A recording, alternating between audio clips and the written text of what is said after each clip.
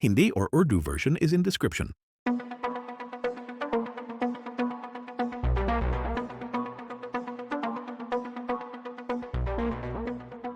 Some disappearances feel like stories out of fiction, but they are not. They happened. And even today, no one knows why. A family who vanished while house hunting, a plane carrying 239 people that simply dropped off the radar, and a man who ran from an airport and never came back. These aren't myths, these are the real cases. Cold, haunting, and unsolved. These are the chilling true stories of those who vanished without a trace. October 8, 2009, a seemingly ordinary day in southeastern Oklahoma. But for a Jameson family, it was their last. 4 years later, in 2013, their remains were discovered in the woods. But what happened in between remains one of the most haunting mysteries in recent memories. A family of three, gone without a trace, no signs of struggle, no answers, just questions. From the outside, Jamesons look like any ordinary family. Father, Bobby Dale, mother, Sherilyn, and their sweet 6-year-old daughter, Madis, lived quietly in Eufaula, Oklahoma. But they were planning a big change. The couple wanted to buy 40 acres of land near Red Oak, seeking peace away from the noise. They left home one day, presumably to check out the land, and were never seen alive again. 9 days had been passed before anyone realized they were missing. It wasn't until the hunters found their truck abandoned just a quarter mile from their last known location near Latimer Country. What was inside the truck? Nothing short of bizarre. Madison's dog, alive but starving and dehydrated. Coats, cell phones, GPS, and $32,000 in cash stashed under the seat. Why would anyone leave behind money and their phones? Why was their dog still there, alone? Even more curious, a long, emotionally charged 11-page letter believed to be written by Sherilyn, which expressed deeper anger and frustration toward Bobby was found inside. The investigators never disclosed the letter to the public, and there was no sign of family. It was like if they had vanished into a thin air. The investigation turned to the home security footage, but what police saw only deepened the mystery. The couple was seen silently walking back and forth between the house and truck. They moved like they were in a trance, packing in total silence. At times, they stopped and simply stared into nothing. Investigation also find that before their disappearance, Bobby was reportedly paranoid and believed their home had unsettling energy, which he even discussed with their pastor. Sherilyn had reportedly become more withdrawn and was said to be exploring spiritual beliefs. Their daughter, Madison, had an imaginary friend as well. A massive search followed, but nothing turned up. Eventually, the search was called off. Then, on November 16, 2013, 4 years later, hunters stumbled across partial skeletal remains deep in the forest, just 3 miles away from where the truck was found. Among them, remains believed to belong to a child and two adults. Clothing fragments and other personal effects. It was Jameson's family, but the medical examiner could not determine the cause of death. The bodies were too decomposed, no obvious trauma, no clear disease, just gone. Their deaths were officially labeled as happening under suspicious circumstances. But there are some suggested theories. One theory is that the bad weather hit the area soon after they vanished. It is possible they got lost and died from hypothermia.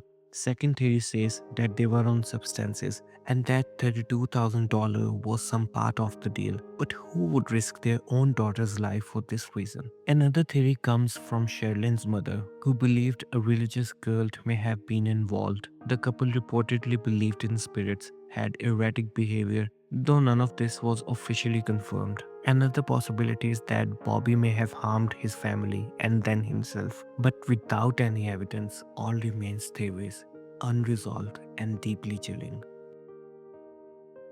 You may have heard about the missing flight of Malaysia, but today we will explore what the recent theories suggest about this decade-old mystery. But first, let's see what happened with flight MH370. March 8, 2014. Malaysia Airlines flight MH370 departs Kuala Lumpur, bound for Beijing. 239 people on board, routine takeoff. clean weather. The pilot says goodnight to aircraft control, and then nothing. The plane simply disappears. Mid-flight, no mayday, mayday, no SOS. It was as if it vanished without a trace. The last known location?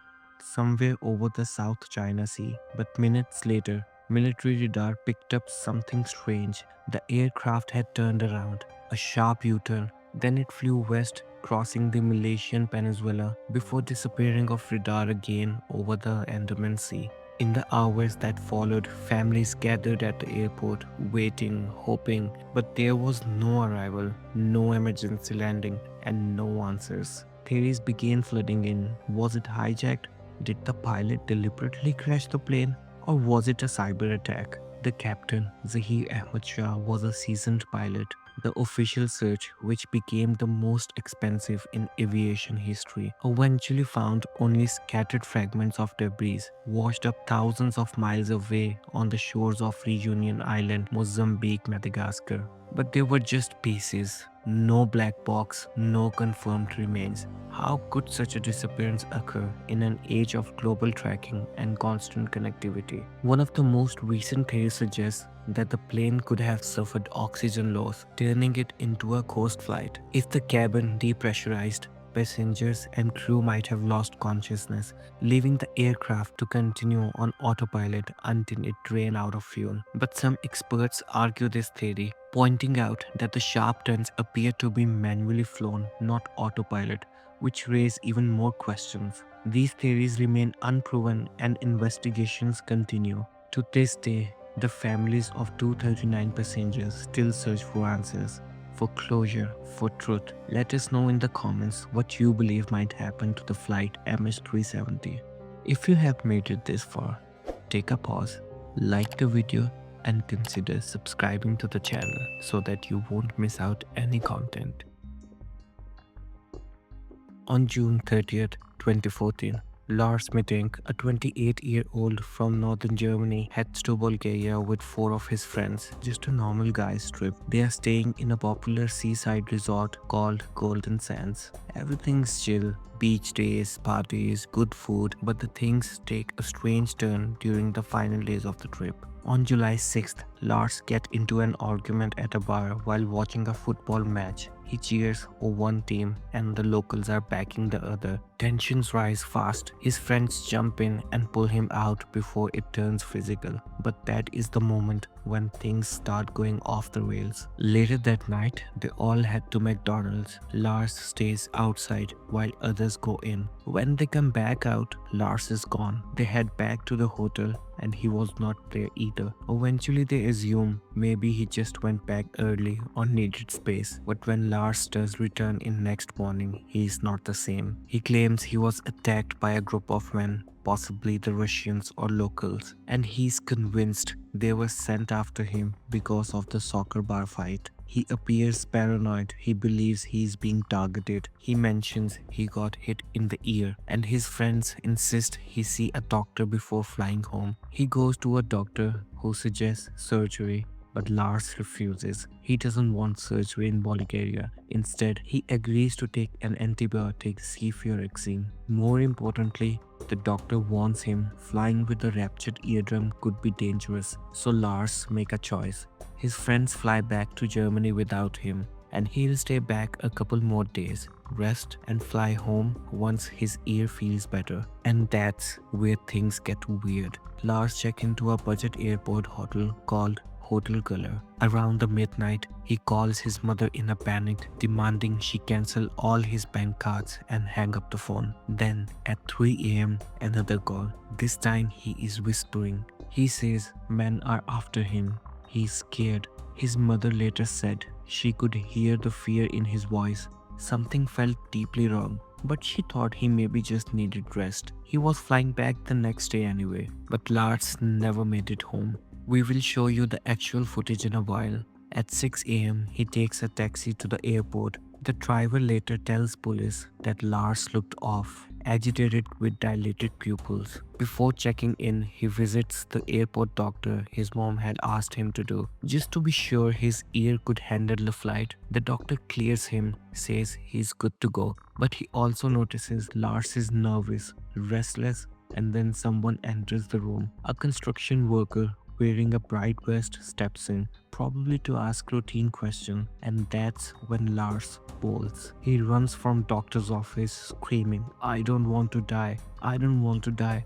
He leaves everything behind, his luggage, passport, wallet, and sprints out of the terminal. Airport CCTV captures him running across the parking lot. Then he climbs a barbed wire fence like it's nothing and vanishes into the woods. And just like that, he's gone. So what happened? Was it a brain trauma from the fight bar? He did suffer a ruptured eardrum, maybe even a concussion. But could that cause such extreme fear and behavior? Possible, though rare. Was it an acute psychological episode? Some believe the stress of the trip, the flight, and being alone triggered a mental health crisis, even though Lars had no prior history. And then there is a most mysterious theory. Maybe Lars didn't vanish because he lost his mind. Maybe someone really was after him.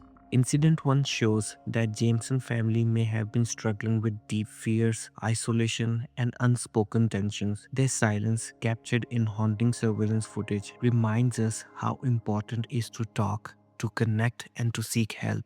Quiet struggles often need the loudest support. Incident 2 reflects that even in a connected world, tragedy can strike without warning. 239 people boarded a plane expecting to land, but they never did. So love loudly, forgive quickly, and cherish every goodbye, because you never know which moment might be the last. And incident 3 should be a reminder to check in on your friends, not just when they smile, but especially when they go quiet. In moments like this, Lars didn't just need the medical help, he needed someone by his side. Deep down, many feel that his friend should have never left him alone in a foreign place, especially after everything he had experienced. So choose your people wisely, because real friends don't walk away when the things get dark. They stay.